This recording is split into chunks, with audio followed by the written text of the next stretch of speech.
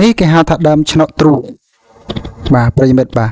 សូមគោរពនឹងជម្រាបសួរដល់ប្រិយមិត្តក៏ដូចជាអស់លោកស្រីនិងកញ្ញាជាទីគោរពបាទលោកតារយាយមេមីងបងប្អូនទាំងអស់បាទជាទីគោរពរាប់អាន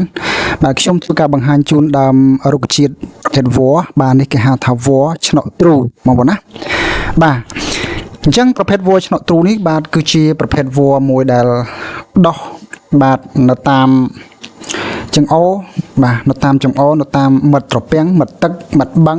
មាត់អូមាត់ស្រះបាទអញ្ចឹងនេះគឺជាប្រភេទរុក្ខជាតិវល្លិបងប្អូនណាបាទវល្លិហ្នឹងគឺជាប្រភេទវល្លិឆ្នោតទ្រូដោយមានដំណាលថាបាទវល្លិនេះគឺត្រូវបានដោះនៅក្បែរមាត់ទឹកអញ្ចឹង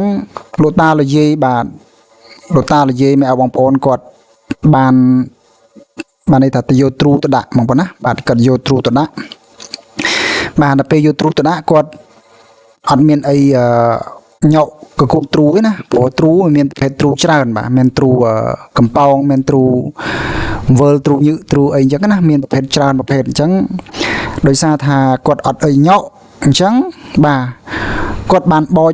បាទដើមរុក្ខជាតិហ្នឹងបាទដើមវល្លិហ្នឹងបានយកទៅញក់បាទយកទៅញក់នោះគឺយើងយកញាត់ណាយើងយកធ្វើឆ្នោកវាណានឹងយកធ្វើឆ្នោកបាទចោករន់ទ្រូនឹងទៅដើម្បីអីដើម្បីយើងដាក់ទ្រូដាក់អីចឹងណាដាក់ទៅដើម្បីឲ្យត្រីវាចូលទៅគឺការពារត្រីឲ្យនៅក្នុងទ្រូកុំឲ្យវាចាញ់រួចណាព្រោះវាមានមុខសម្រាប់ចាក់មិនថាទ្រូប្រភេទអីទេគឺយើងអាចបោចដើមរុក្ខជាតិនេះទៅញក់បានណានេះគឺជាអ្វីដែលខ្ញុំមើលទៅខ្ញុំស្រាវជ្រាវទៅក៏ដូចជាតំណងណាតំណក៏ដូចជាតំណងមើលទៅណាព្រោះរុក្ខជាតិប្រភេទនេះយើងបដោតបាទយើងពិចារណាមើលទៅបាទគឺឃើញថាវល្លិប្រភេទនេះគឺដោះនៅតាមមាត់ទឹកបាទព្រោះអីមាត់ទឹកมันជាកន្លែងត្រីវាឆ្លងកាត់ចុះឡើងអញ្ចឹងបាទអញ្ចឹងលោកតាលោកយាយនេះគាត់បានបោចវល្លិហ្នឹងអញបាទស្លឹកវាហ្នឹងបាទទាំងដើមទាំងស្លឹកហ្នឹងយកទៅចុកព្រោះធម្មតាបើសិនបើយើងចុកនឹងស្លឹកព្រោះស្លឹកវាអត់សូវជាប់អត់សូវធន់ទេដោយសារវាអត់មានដើមអត់មានអីនៅជាមួយណាក៏ប៉ុន្តែនេះវាមានទាំងស្លឹកវាមានទាំងដើមរបស់វាអញ្ចឹងយើងអាចមូបានយើងចុកទ្រូណាបាទចុកទៅធ្វើឲ្យជាប់ធ្វើជាឆ្នោកមួយដ៏រឹងមាំអញ្ចឹងការពារទ្រូត្រីមួយចំនួនដែលចូលទៅគឺវាអាចចាញ់វិញបានទេណាអត់អាចចាញ់តាមឆ្នោកនឹងបានទេបាទមានត្រីចង្វាមានត្រីផ្ទក់ត្រីតែងតែអីទៅដើមអញ្ចឹងណាមានត្រីគ្រប់ប្រភេទអញ្ចឹងទៅបាទហើយដើមប្រភេទដើមឆ្នោតទ្រូនេះដោយសារជាអំបូរនៃរុក្ខជាតិវល្លិដែលមានលក្ខណៈស្តៀងគ្នាជាមួយនឹងដើមលេឡឬក៏អ្នកខ្លះគាត់ហៅថាអោឡណាដើមអោឡវល្លិឆ្នោតទ្រូនិងអោឡនេះគឺអត់ខុសគ្នាទេប្រិយមិត្តបងប្អូនបាទលក្ខណៈសម្គាល់គឺមានលក្ខណៈសម្គាល់ដាច់ដលែកពីគ្នាបន្តិចបន្តួចនោះទេបាទអញ្ចឹងសម្រាប់វល្លិឆ្នោតទ្រូនេះគឺបាទស្លឹកវាដូចគ្នាបាទដូចគ្នានឹងវល្លិលេឡដែរដូចគ្នាក៏ប៉ុន្តែខុសគ្នាត្រង់ថាវល្លិឆ្នោតទ្រូនេះមានទំហំតូចជាងវល្លិលេឡឬក៏វល្លិអោឡណាហ្នឹងហើយព្រោះវល្លិអោឡហ្នឹងគេយកសម្រាប់ធ្វើ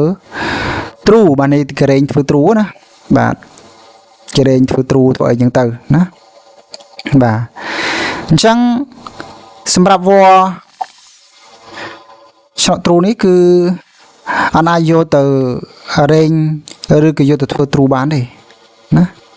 បាទដោយសារអីបាទដោយសារថាវល្លិហ្នឹងគឺវាមានលក្ខណៈទំហំតូចហើយវារួញបាទវារួញអង្កាញ់ណាហ្នឹងហើយវាអត់មានត្រង់ដូចជាវល្លិអោឡទេអញ្ចឹងវាក៏ល្អិតហើយក៏វាប្រវែងក៏អត់សូវវែងដែរណាវាចាប់ដើមអង្កាញ់ទៅដល់ផែលជាបានកន្លះម៉ែត្រឯងវាចាប់ដើមអង្កាញ់ទៅវាពិបាកទេវាទូចហើយវាអត់មានប្រវែងវែងអញ្ចឹងវាពិបាកប៉ុន្តែសួរថាជាប់ទេជាប់ដូចគ្នាបើសិនបើយើងរែងធ្វើទ្រូព្រោះវាជាអំបូរបាទជាអំបូរនៃរុក្ខជាតិវល្លិដូចគ្នាគ្រាន់តែខុសគ្នាត្រង់ថាដើមមួយទូចដើមមួយធំទេហើយនឹងស្លឹកខុសគ្នាបន្តិចបន្តួចទេគ្រាន់តែស្លឹកនេះវាឆែកតូចហើយស្លឹកវល្លិអោឡហ្នឹងគឺឆែករឹងធំបន្តិចណាហើយស្លឹកវាក៏រៀងខុសគ្នាបន្តិចបន្តួចដែរដោយសារស្លឹក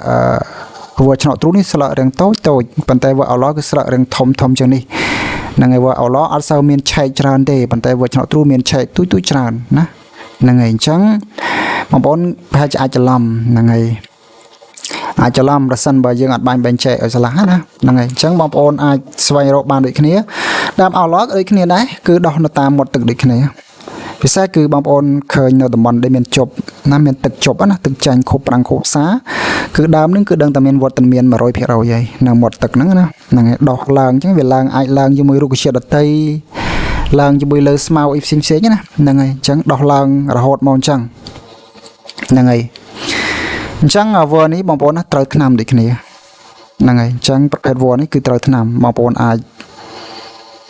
ស្វែងយល់បន្ថែមបងប្អូនណានឹងបើចង់ដឹងទាក់ទងថ្នាំបងប្អូនអាចស្វែងយល់បន្ថែមទៀតហ្នឹងហើយព្រោះខ្ញុំធ្វើការបញ្យល់នេះគឺបញ្យល់តែប្រភេទរុក្ខជាតិទេហើយនឹងលក្ខណៈរបស់រុក្ខជាតិដែលបងប្អូនចង់ស្វែងរកណាដើម្បីងាយស្រួលបងប្អូនណាព្រោះរុក្ខជាតិនេះគឺមាននៅតែតំបន់ទឹកទេបើតំបន់គោអត់មានទេដោយសារវាអត់ធន់ជាមួយនឹងបរិយាកាសកម្ដៅទេហ្នឹងហើយខែប្រាំងឡើងវាអាចងាប់អស់ចឹងទៅប៉ុន្តែបើវានៅទឹកមិនថាទឹកលិចទឹកអីទេគឺដើមនេះដោះរហូតនិយាយទៅគឺនៅពេលដែលមានទឹកគឺអាកន្លែងទួលដែលវាដោះហ្នឹងគឺជាដីឯងជាដីប៉ុន្តែដីនេះវាជាប់ជាមួយនឹងទឹកក៏ប៉ុន្តែគ្មានមិននៅក្នុងទឹកទេណាវានៅលើគោកណាស់ប៉ុន្តែនៅក្នុងដីហ្នឹងគឺវាមានទឹកគេហៅថាទឹកមានប៉ែកអញ្ចឹងណាទឹកនៅជុំវិញឬក៏ទឹកនៅសល់ថាដីមកដុំហ្នឹងអញ្ចឹងវាដោះអញ្ចឹងណាវាដោះទៅលើអញ្ចឹងទៅហ្នឹងហើយវាដោះឡើងអញ្ចឹងទៅហើយមើលទៅគឺស្អាតណាពណ៌ហ្នឹងណាហ្នឹងហើយល្អិតមើលស្លឹកវាបងប្អូនណាស្លឹកវាពណ៌មាសដែរពណ៌នឹងស្អាតដែរពណ៌ខ្ចីបើនិយាយទៅគេថាពណ៌បៃតងខ្ចីហ្នឹងហើយមើលទៅគឺស្អាតបាទវល្លិនេះបងប្អូនឃើញទេពេលវាដោះជុំគ្នាអញ្ចឹងណាវាបេះវាដោះមកវាបែកជាកូនអញ្ចឹងណាវាបែកកូនបែកអីអញ្ចឹងទៅមើលទៅគឺច្រើនដូចខ្ញុំជម្រាបជូនថាគឺសម្រាប់ពុកម៉ែបងប្អូនគាត់យកធ្វើឆ្នោតទ្រូបាទនៅពេលដែលដាក់ទ្រូបាទអ្នកទាំងអស់គ្នាដឹងហើយថានៅពេលដែលដាក់ទ្រូយើងធ្វើយ៉ាងម៉េចបាទគឺយើងយកទ្រូទៅដាក់យើងតែមានឆ្នោតហ្នឹងហើយនៅពេលដែលយើងអត់មានឆ្នោតឬក៏បាត់ឆ្នោតគឺយើងអាចយកស្លឹកហ្នឹងឯងគឺស្រួលបំផុតហ្នឹងយកទៅចាប់បាទហ្នឹងគេថាស្លឹកឬក៏ដើមវានឹងវាមានភាពជាប់អញ្ចឹងទៅបាទហើយសម្រាប់ថ្នាំបងប្អូនគឺខ្ញុំដឹងខ្លះទេថ្នាំយើងអាចយកដើមវាទៅលាយជាមួយនឹងរុក្ខជាតិដទៃឬក៏អាចដាំទៅវាក៏បានអាហ្នឹងភាគច្រើនទៅលើខាងផ្នែកស្ត្រីថ្នាំណាសម្រាប់ផ្នែកស្ត្រីបាទនេះបងប្អូនដើមបាទវាដោះវាលើដើមដទៃបាទហើយអាចង់វាហ្នឹងគឺមានលក្ខណៈកាញ់ឬក៏ដូចគូតខ្យងណាចង់វាហ្នឹងបាទនេះបាទស្លឹកគឺល្អស្លឹកបាទហ្នឹងហើយអញ្ចឹងរុក្ខជាតិប្រភេទវល្លិបាទមានច្រើនប្រភេទឬក៏មានច្រើនណាប៉ុន្តែវល្លិនេះគឺបើយើងយកទៅប្រើប្រាស់អីសម្រាប់ចងអីចង់អុយអត់បានទេព្រោះហ្នឹងណាហ្នឹងហើយវាដោយសារថាវាអត់សូវជាប់បើសិនបើយកទៅចងអុយដោយសារវល្លិហ្នឹងគឺមានទំហំតូចបាទតូចឆ្មាតូចមែនតើអញ្ចឹងយើងយកទៅចងអុយអត់បានទេអត់ដូចវល្លិជុចឬក៏វល្លិយាវទេណាអត់អាចចងដូចវល្លិនឹងបានទេហ្នឹងហើយចងបានតែរបស់ទីទួយទេទំហំទួយទេប៉ុន្តែធំគឺចងអត់បានទេហ្នឹងហើយព្រោះវល្លិនេះវាអត់នេះទេវាអត់ជាស្វិតទេនៅពេលដែលយើងនៅខ្ចីវាអាចបាក់អាចអីចឹងណាហ្នឹងហើយប៉ុន្តែបើចងបានមុំគឺយើងត្រូវមូបានវិញវាបាទជាធ្លុងមក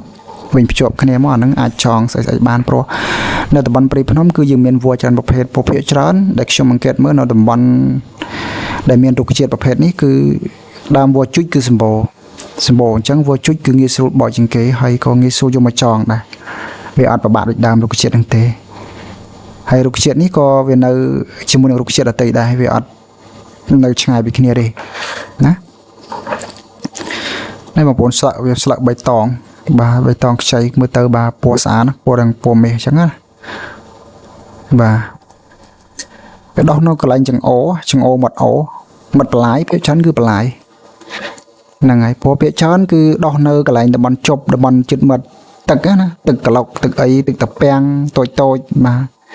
ពាំងតូចពាំងធំនិយាយទៅឲ្យតែមានគឺមានរុក្ខជាតិនឹងដោះឲ្យវាឡើងទៅលើអញ្ចឹងណាវាឡើងទៅលើអញ្ចឹងទៅហើយដើមវាតូចទេបាទអត់សូវធំទេទូចដើមនេះគេហៅថាដើមលេងឆ្មានេះសម្រាប់ឬតូចបាទមានលក្ខណៈតូច